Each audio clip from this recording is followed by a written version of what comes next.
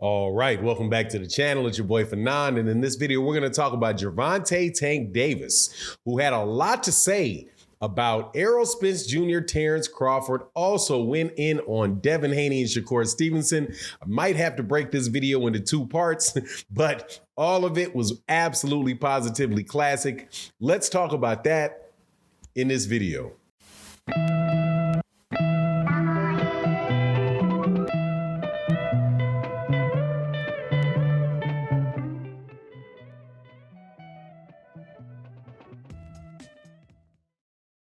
All right, welcome back to the channel. It's your boy Fanon. In this video, we're going to be in the 135-pound division, talking about an interview that Gervonta Tank Davis gave on the Rise podcast. If you all are not familiar with the Rise podcast, make sure you guys go and subscribe to the Rise podcast. It is a boxing channel out of Upton Gym in Baltimore, Maryland, where Gervonta Davis trains. He specifically talked about the Errol Spence Jr. Terence Crawford fight and had some real wild things to say about Terence Crawford. But before I get into that, let me welcome you back to the channel. If you are a longtime subscriber and supporter to the channel, thank you so much for your continued support. Really does mean a lot. In the super chats and the cash apps and in the super thanks for videos like we do right now, the little heart with the $ in the lower right-hand corner. Thank you to everybody that continues to support the channel. And if you're new to the channel, please accept my invitation to hit that subscribe button, hit the bell icon so that you can be notified of when we release more videos. So, man, I like Tank Davis, man. I like him as a fighter. I think the dude is an absolutely terrific fighter. You know, kind of wild at times outside the ring, but it seems like, man, he's maturing and coming around nicely. But as you know, he is the WBA regular champion, one of the biggest names in boxing. Will be fighting on January 7th against Hector Garcia, the Dominican WBA super champ at 130 pounds. And after that, he has, if he gets past that, which I believe that he will be able to do, not underestimating Hector Garcia, though. There is a bout with Ryan Garcia that's in the waiting, which is a really, really big money fight for him and Ryan Garcia, and just one of the biggest attractions that you can make in the sport of boxing right now. Well, he was on the Rise podcast and was asked a series of questions. And just so you know, Rise podcast consists of Coach Squeeze Senior, and Calvin Ford, and also there's another trainer that's always in the corner with Gervonta Davis. Please excuse me for not remembering his name off the top of my head, but just a great crew of boxing guys over there. Had Gervonta Davis on the channel and was asked about, started talking about the Errol Spence Jr. Terence Crawford fight. And look, man, the man called it like I think a lot of people, you know, basically skipped over a lot of the stuff that we talk about with the contracts and all of that. And they asked him, who do you have winning in the fight between Errol Spence Jr. and Terence Crawford? And Gervonta Davis says Errol without hesitation, right?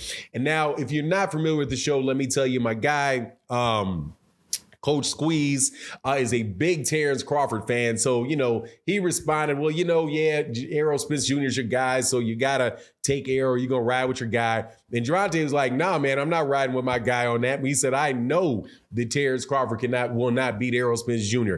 He's like, look, man, he said, and he says two things. He was like, look, yeah, you know, Terence Crawford's going to move around. He's going to do all that. But I'm telling you, when Errol starts touching him, all that stuff that he does is going to slow down.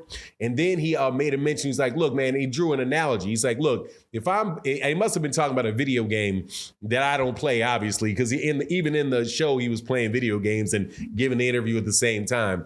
He said, look, man, if I have a metal shield and you have a glass shield and we go into battle, who exactly do you think is going to come out of that on top, right? Now, what could you be talking about in the analogy when you say when somebody has a glass shield and somebody has a metal shield, right? Like, dude, shield is defensive, right? So pretty much he's saying, man, this dude, I suspect what he's saying is, look, Terence Crawford, as soon as he gets touched, is going to be in a lot of trouble with Errol Spence Jr. And that is with his ability to take punches, right? Now, you've seen Terence Crawford get wobbled by knocked down. A lot of people say knocked down, but at the very least shook a little bit by Egas Calvinakis. You saw him get wobbled by lesser guys, man. Got shook up a little bit by Kell Brook, got shook bad by Yuriokas Gamboa.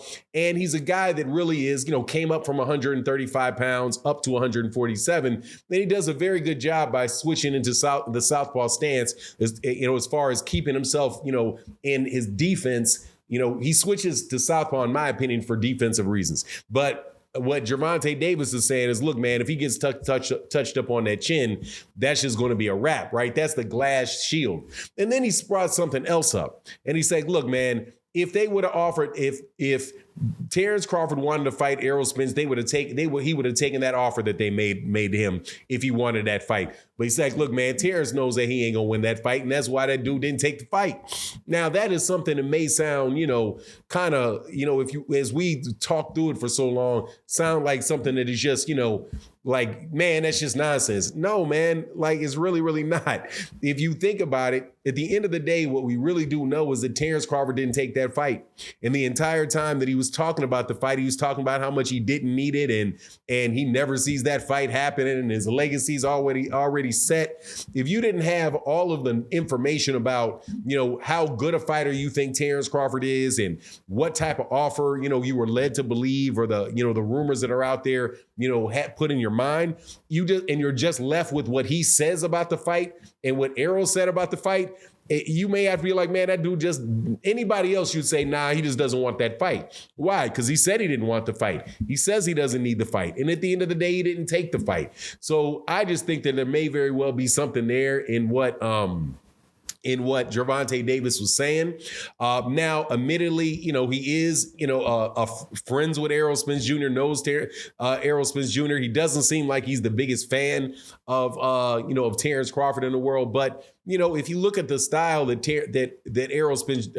Gervonta Davis fights with, Gervonta Davis is similar in the regard as, guys are going to move around until you crack them.